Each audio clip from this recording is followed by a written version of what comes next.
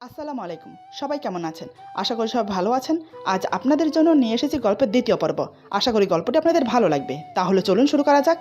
যে জীবনের কোনো অস্তিত্ব নেই, সে জীবনে কাউকে জড়িয়ে তার জীবনটা নষ্ট করতে চায় না। আমার কথা শেষ হতেই মেয়েটির মুখে এক চিলতে হাসি ফুটে ওঠে। মেয়েটি হাসলে দু গালে টোল পড়ে। আমি আরো অবাক হয়ে তাকিয়ে আছি মেয়েটির দিকে। কি সুন্দর হাসি! মেয়েটিকে যত দেখছি তত মুগ্ধ হচ্ছি। মেয়েটি এত সুন্দর কেন? সত্যি বলতে মেয়েটির রূপ দেখে আমার হিংসে হচ্ছে। আসলে মেয়েটি এতটা সুন্দর তার জন্য হিংসে হচ্ছে না, হিংসে হচ্ছে মেয়েটিকে আমি নিজের করে পাবো না, তাকে অন্য কেউ পেয়ে যাবে এটা ভেবে। আমার উপর যে কলঙ্কের ছাপ লেগেছে সেটা আমি কখনোই ভুলতে পারবো না। সেটা গোপন রেখে কাউকে ঠকাতেও পারবো না, কারণ সেই শিক্ষা আমার মা বাবা আমাকে দেয়নি। কিন্তু আমি তার চেয়ে বেশি অবাক হচ্ছি মেয়েটির মুখের হাসি দেখে। আমার কথা শুনে মেয়েটি হাসলো কেন? মেয়েটি বলে, আমি জানি না আপনার কি সমস্যা, আপনি কেন বিয়ে করতে চাইছেন না। তবে আমি খুশি হলাম এটা জেনে যে আপনি নিজের ইচ্ছায় আমাকে বিয়ে করতে চাইছেন না। আমাকে আর কষ্ট করে আপনাকে বোঝাতে হবে না যে আমার এই বিয়েতে সম্মতি নেই, মানে আমিও এই বিয়েটা করতে চাইছি না। মেয়েটির কথা শুনে আমি আরো অবাক হয়ে মেয়েটির দিকে তাকিয়ে আছি। মেয়েটিও এই বিয়েটা করতে চায় না, কিন্তু কেন? আমার মতো কি তারও কোনো সমস্যা, নাকি বয়ফ্রেন্ড সঙ্গত কোনো সমস্যা? কথাগুলো মনে মনে ভেবে আমি বললাম, কিছু মনে না করলে আমি কি জানতে পারি কেন এই বিয়েটা আপনি করতে চাইছেন না? কোনো বয়ফ্রেন্ড সঙ্গত কিছু কি? মেয়েটি বলে, না তেমন কিছুই না। ওই যে আপনি বললেন না, জীবনে এমন কিছু থাকে যা প্রকাশ না করাই ভালো। ধরে নিন আমারও ব্যক্তিগত কিছু সমস্যা আছে, কিন্তু এখন ভাবছি নিচে গিয়ে কি বলবো।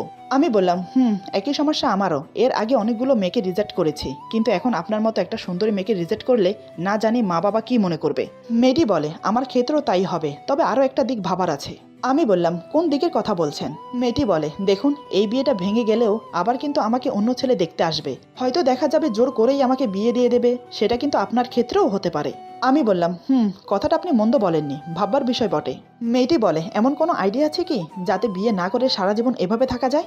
আমি বললাম, বিয়ে না করে থাকতে চাইলে আপনার সমস্যার কথা আপনার মা বাবাকে বলুন।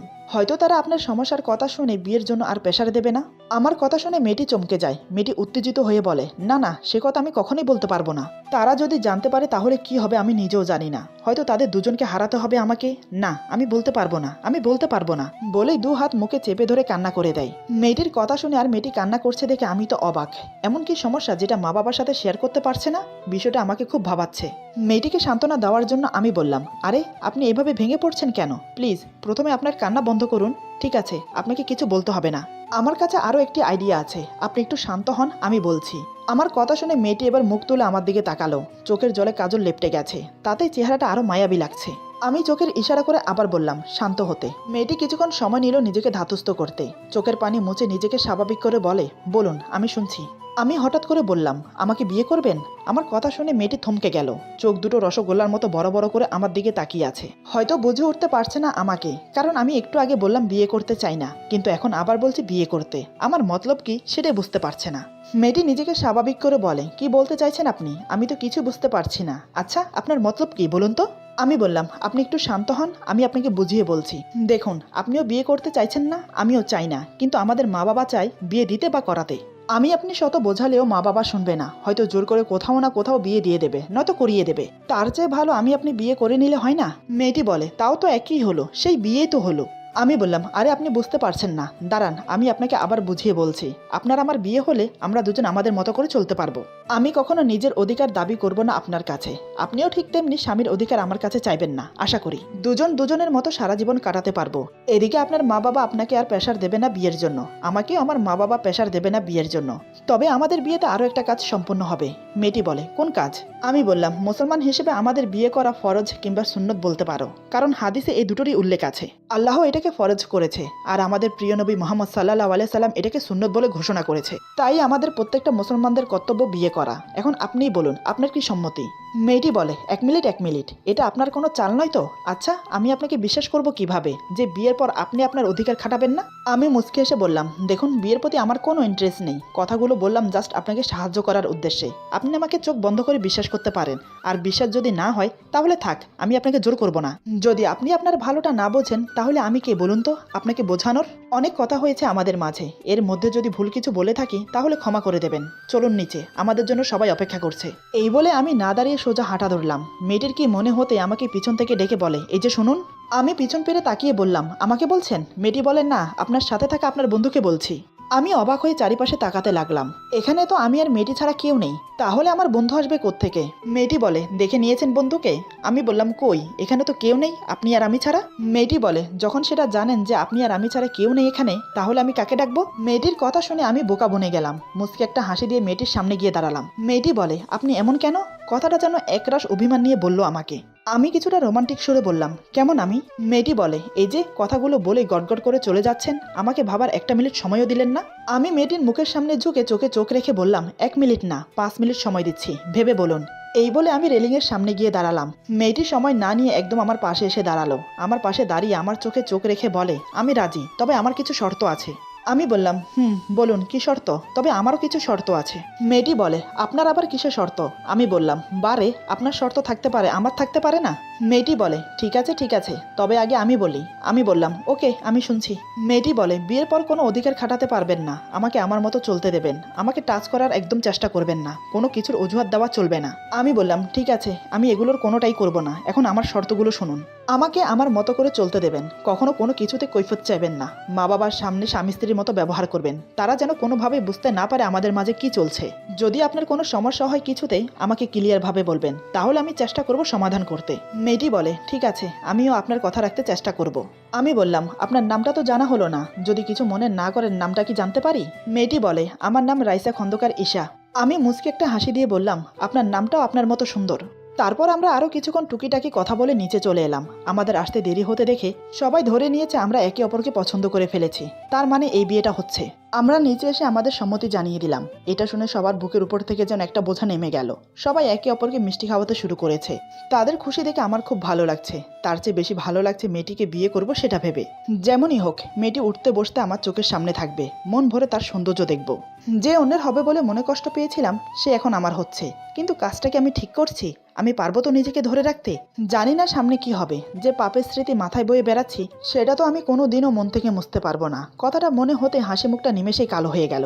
সেদিন আমাদের বিয়ের তারিখ ঠিক হয়ে গেল। দেরি করা চলবে না, আমাদের বিয়েটা তাড়াতাড়ি দিয়ে দিতে হবে। কারণ কখন আমাদের মত পাল্টে যায় তার কোনো ঠিক নেই। তাই 1 সপ্তাহের মধ্যে আমাদের বিয়ের তারিখ ফিক্স হলো।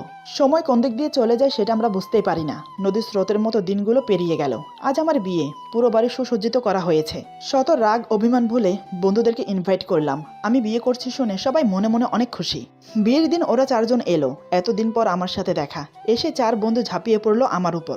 5 বন্ধু আলিঙ্গনবদ্ধ অবস্থায় অনেকক্ষণ রইলাম। সবার চোখের কোণে জল চিকচিক করছে। সবাই আবার একে একে ক্ষমা চাইতে লাগলো। আমি বললাম, দেখ, যেটা অতীতে আমার সাথে হয়েছে সেটা আমি কোনোদিনও ভুলতে পারবো না, আমি ভুলতে চাইও না। সুজন বলে, দেখ দোস্ত, তুই একা অপরাধী না, তোর সাথে আমরা 4 জনও অপরাধী। কারণ যা হয়েছে তাতে তোর একার হাত ছিল না, আমরাও সমানভাবে দোষী। তাই বলছি, সব ভুলে গিয়ে নতুন জীবন শুরু করছিস, সেটাই মন দে। আমি মুচকি এসে বললাম, নতুন জীবন? আচ্ছা, তোরা ভাবলি কি করে এত কিছুর পরেও আমি আবার নতুন জীবন শুরু করব? আমার কথা শুনে ওরা যেন আসমান থেকে পড়লো। একে অপরের মুখ চাওয়াচাই করছে। কারোরই মাথায় কিছু ঢুকছে না। ওদের ভাব বুঝতে পেরে আমি সব ওদের খুলে বললাম। সব শুনে সবাই দাঁড়ানো থেকে বসে পড়লো। কি বলবে আমাকে সেটাই ওদের মুখ দিয়ে বের হচ্ছে না। সুমন বলে, তোর কথা শুনে মেয়েটি রাজি হলো? আমি বললাম, রাজি না হয়ে তো উপায় ছিল না। আমার সাথে বিয়ে না হলে হয়তো অন্য কোথাও না কোথাও বিয়ে হয়ে যেত। আমার সাথে থাকলেও নিজের স্বাধীনে চলতে পারবে, সেটা কি আর অন্য কারোর থেকে পাবে? সবাই সবার অধিকার চাইতে ব্যস্ত হয়ে পড়তো। কারণ কি জানিস, মেয়েটা এতটাই সুন্দরী, ওকে দেখলে নিজেকে ধরে রাখতে অনেক কষ্ট হয়। রিফাত বলে, তাহলে তুই পারবি তো নিজেকে ধরে রাখতে? আমি মুচকি এসে বললাম, জানি না, তবে আমার একটা পিছু ইতিহাস আছে, সেটা টানে মনে হয় পারবো। বাকিটা আল্লাহর ইচ্ছে।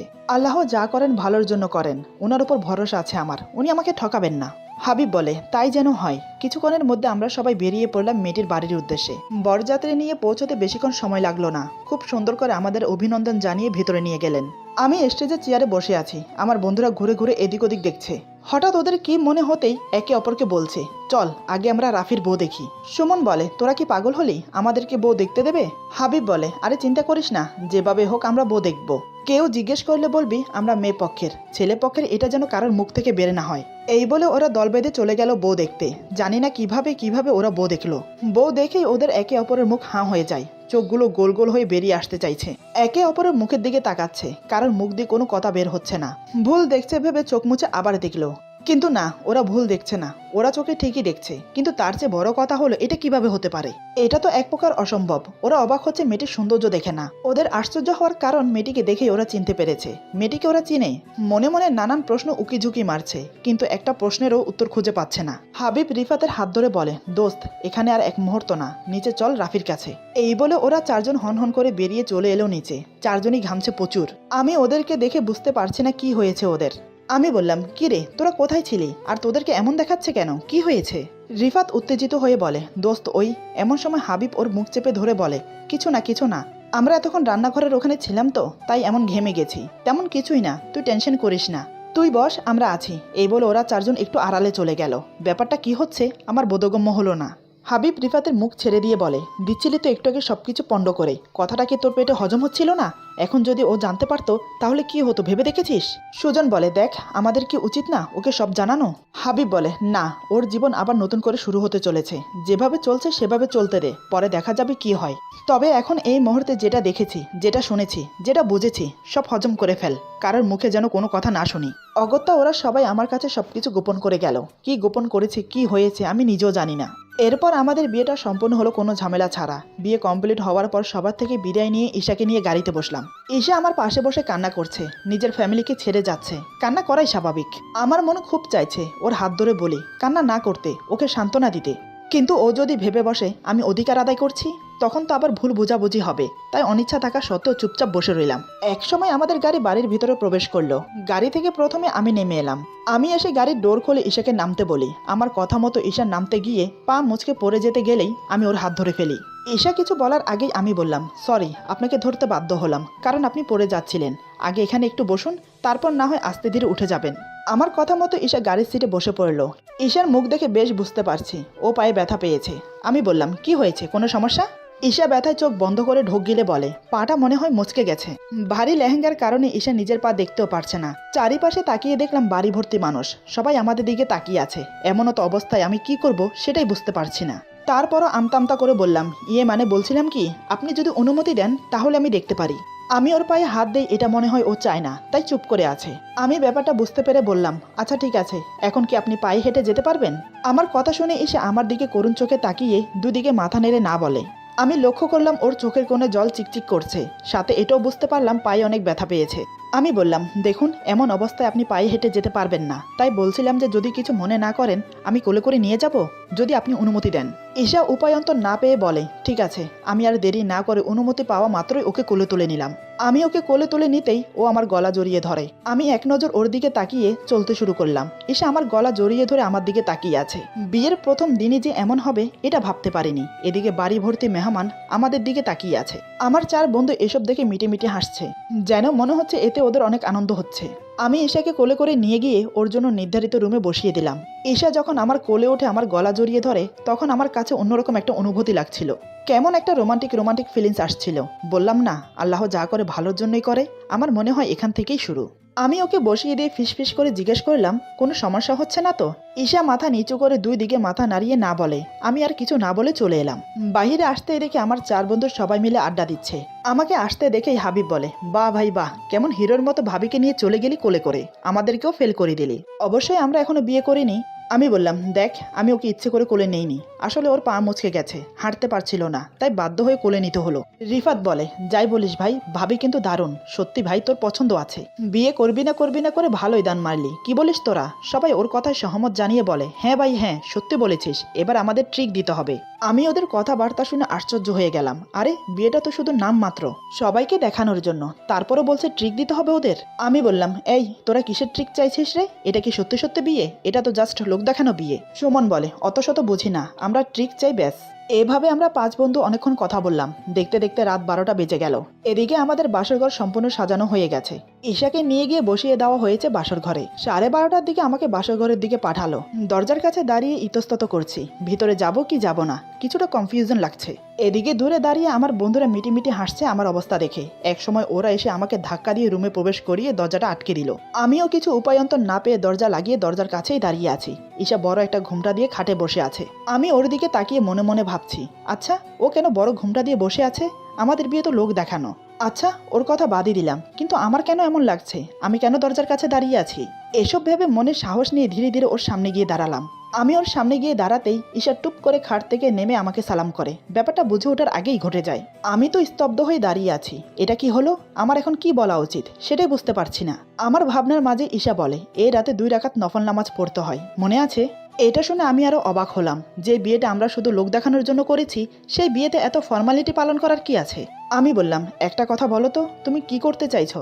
সরি, আপনাকে তুমি বলে ফেললাম, কিন্তু আমি একটা কথা বুঝতে পারছি না, আপনি এত বড় ঘুমটা দিয়ে আছেন কেন? আমার কথা শুনে ঈশা ঘুমটা সরিয়ে আমার দিকে তাকালো। ঈশা ঘুমটা সরাতে আমার চোখ ধাঁধিয়ে গেল। চোখ যেন পলকই পড়ছে না আমার। ঈশা বলে, প্রথমত একটা কথা বলি, আপনি আমাকে তুমি করে বলতে পারেন, কোনো সমস্যা নেই, তার জন্য অনুমতি দিলাম। দ্বিতীয়ত, লোক দেখানো বিয়ে হলেও আমাদের বিয়েটা হয়েছে। বিয়ের সব ফর্মালিটি কমপ্লিট করেই বিয়েটা হয়েছে। তাহলে এখন বাকি ফর্মালিটি কমপ্লিট করতে ক্ষতি কোথায়? আমি ওর কথা শুনে বোকা বনে যাচ্ছি। মেয়েটা বলে কি, কিসের ফর্মালিটি কমপ্লিট করতে চাইছে ও এখন? আমি বললাম, মানে বুঝলাম না, আর তুমি আমাকে সালাম করলে কেন? ঈশা বলে, এটাও কিন্তু ফর্মালিটির মাঝেই পড়ে। এখন চলুন দুজনে নামাজ পড়ে নেই। আমি আর কোনো কথা না বলে অজু করে এসে নামাজে দাঁড়িয়ে পড়লাম দুজন। নামাজ শেষ করে মোনাজাত শেষ করে উঠে বসলাম। এদিকে আমি লক্ষ্য করছি ঈশা পা খুঁড়িয়ে খুঁড়িয়ে হাঁটছে। আমি বললাম, তোমার পায়ের ব্যথা কমেনি? ঈশা বলে, না, ফুলে গেছে। আমি বললাম, তাহলে এত নড়াচড়া করছো কেন? খাটের উপর উঠে বসো। আমার কথা মতো ঈশা বিছানার উপর উঠে বসে। আমি ডয়ার থেকে একটা মলম এনে ওর দিকে এগিয়ে দিয়ে বললাম, এই নাও, লাগাতে পারবে তো? ঈশা বলে, আমি পারবো না, এসব আমি কখনো করিনি, তার চেয়ে বরং থাক, কাল হতে হতে নিশ্চয়ই কমে যাবে। আমি বললাম, মলমটা লাগিয়ে দিলে তাড়াতাড়ি ব্যথাটা কমে যেত, পায়ের ফুলাটাও কমে যেত। আমি বলছিলাম যে তুমি বললে আমি লাগিয়ে দিতে পারি। এবার ঈশা চেঁচিয়ে উঠে বলে, একটা সত্যি কথা বলুন তো, আমি তখন থেকে লক্ষ্য করছি আপনি অনুমতি নিয়ে নিয়ে সব অধিকার খাটাচ্ছেন। এটা কিন্তু আমাদের ডিল ছিল না। মেয়েটির কথা শুনে আমার মেজাজ গরম হয়ে গেল। এই জন্যই বলে যেচে উপকার করতে নেই। আমি বললাম, এই শোনো, একে তো তোমার উপকার করছি, তার উপর তোমার কথা শুনতে হচ্ছে কেন? আমার যদি অধিকার খাটানোর ইচ্ছে থাকতো না, তাহলে বারবার অনুমতি নিতাম না, সোজা কাছে টেনে কোলে বসিয়ে যা করার করতাম। আমার কথা শুনে ঈশা ভয় পেয়ে ঢোক গিলছে। আমি বললাম, ধুর, থাকো তুমি তোমার পায়ের ব্যথা নিয়ে, আমি গেলাম ঘুমোতে, অনেক রাত হয়েছে, ঘুমিয়ে পড়ো। ঈশা বলে, আরে ঘুমোতে যাচ্ছেন মানে? কোথায় যাচ্ছেন? আমি বললাম, আমি সোফায় ঘুমাবো, তুমি খাটে ঘুমাও। আমার কথা শুনে ঈশা টুপ করে খাট থেকে লাফিয়ে নেমে দাঁড়িয়ে পড়লো। ঈশা বলে, না না, আমি একা খাটে ঘুমোতে পারবো না, আমার একা ঘুমোতে ভয় লাগে। মেয়েটির কথা শুনে আমি আকাশ থেকে পড়লাম। এত বড় মেয়ে কি বলে, একা থাকতে ভয় পায়? আরে ও একা কোথায়, আমিও তো আছি রুমে। আমি বললাম, তুমি তো একা নেই এই রুমে, আমিও তো আছি, ভয় পাওয়ার কিছু নেই, ঘুমিয়ে পড়ো। এবার ঈশা আমার কাছে এসে দাঁড়ায়। আমি বললাম, কি হলো, যাও ঘুমিয়ে পড়ো। ঈশা নিচের দিকে তাকিয়ে বাচ্চাদের মতো নাকি কান্না করে বলে, না, আমি একা ঘুমাবো না, বাড়িতেও আমি কখনো একা ঘুমাইনি। আমি এই মেয়েটিকে যত দেখছি ততই গুলিয়ে ফেলছি। মেয়েটি কি আবল তাবল বলছে। আমি বললাম, তাহলে এখন কি করব, জেগে থাকবো? ঈশা বলে, খাট তো অনেক বড়, আমরা বরং মাঝখানে বালিশ দিয়ে দুজন দুই পাশে ঘুমাই। আমি বললাম, যদি রাতে কিছু করে বসি তখন? ঈশা আমার চোখের দিকে তাকিয়ে বলে, একদম খুন করে ফেলবো। আমি মুচকে এসে বললাম, যে একা থাকতে ভয় পায় সে আবার অন্য কাউকে খুন করবে, শুনেই হাসি পাচ্ছে। ঈশা বলে, একদম বাজে কথা বলবেন না, আমি অতটাও ভীতু নই। আমি বললাম, সেটা তো দেখতেই পাচ্ছি, এখন চলো ঘুমাবে। এদিকে আমার মনে হাজার প্রশ্ন ঘুরপাক খাচ্ছে। মেয়েটি আসলে চাইছেটা কি, আসলে ওর মতলব কি? নানান কথা ভাবতে ভাবতে মাঝখানে বালিশ দিয়ে দুজন শুয়ে পড়লাম। দুজন দুই পাশে দুই দিকে ফিরে শুয়ে আছি। আমাদের মাঝে আর কোনো কথা হয়নি। মনে মনে দোয়া করলাম, আর যাই হোক, আমাদের মাঝে এমন কিছু যেন না হয়। এটা ভাবতে ভাবতে একসময় ঘুমিয়ে পড়লাম। হঠাৎ মাঝরাতে মুখের উপর কিছু এসে পড়াতে ঘুম ভেঙে গেল। ঘরে ডিম লাইট জ্বলছে, তার আলোতেই দেখলাম ঈশা আমার বুকের উপর টি শার্ট খামচে ধরে শুয়ে আছে। ওর খোলা চুলগুলো আমার মুখের উপর এসে পড়েছে। আমি চুলগুলো সরিয়ে ডিম লাইটের আলোতে ঈশাকে দেখতে লাগলাম। ওর চেহারাটা একদম আমার মুখের সামনে। ওর মুখের গরম নিঃশ্বাস আমার নাকে মুখে পড়ছে। কি করব, কি করা উচিত সেটাই ভুলে গেছি ওর মুখের দিকে তাকিয়ে। আমি দু হাতে ওর কোমর শক্ত করে ধরে নিজের কাছে নিয়ে এলাম। তাতে ও নড়ে চড়ে আমাকে আরো শক্ত করে জড়িয়ে ধরেছে। মুখের উপর আসা চুলগুলো সরিয়ে আলতো করে একটা চুমু দিলাম কপালে। ঘুমন্ত দু চোখের পাতায় চুমু দিলাম। ওর মাথা চুলে বিলি কেটে দুই গালে আলতো করে দুটো চুমু দিলাম। ওর দিকে কিছুক্ষণ তাকিয়ে ওর ঠোঁটে ঠোঁট রাখতে যাব, হঠাৎ তখনই আমার কিছু একটা মনে পড়ে গেল। সাথে সাথে ওকে ঝটকা দিয়ে ছেড়ে দিলাম। তাতেই হলো বিপত্তি। মনে হয় খুব জোরে ধাক্কা দিয়েছি, তাই ঈশার ঘুম ভেঙে যায়। ঘুম ভাঙার সাথে সাথে যা দেখলো বা করলো তা দেখে যেন আমার মাথায় আকাশ ভেঙে পড়লো। ভাবতে পারিনি এমন কিছু হবে। মেয়েটি যে আমার সাথে এমন করবে এটা আমার কল্পনার বাহিরে ছিল। বুঝে উঠতে পারিনি হঠাৎ কি থেকে কি হয়ে গেল। এরপর যা হলো। আজকের গল্প এখানে সমাপ্ত। গল্পের বাকি অংশ পেয়ে যাবেন আগামী পর্বে। আশা করি গল্পটা আপনাদের ভালো লাগবে। সবাই ভালো থাকবেন, সুস্থ থাকবেন। আল্লাহ হাফেজ।